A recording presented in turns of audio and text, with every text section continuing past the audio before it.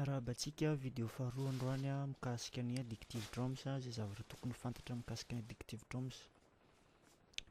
Reto misy an'ilay galerie, izany hoe raha hanao jazz ianao, raha hanao partina batterina jazz dia mividy jazz.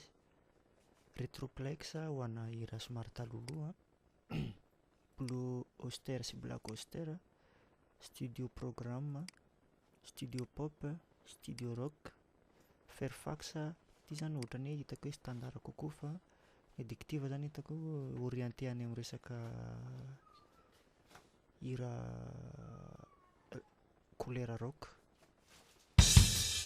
fa tsy manakana anazy ampiasaina amin'ny zavatra hafa akory zany. Ho an'izay manana problème amin'ny resaka mapping azafady, raha ohatra ka te hitendry an'ilay addictive drums nareo, ohatran'ilay mitendry feona batterie amina clavier Yamaha sy ny ohatrohatr'izany, dia miditra amin'ny point d'interrogation kely ity: map window, dia map preset, dia GM comme General MIDI.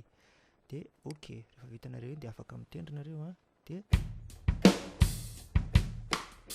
dia mandeha normal ilay izy.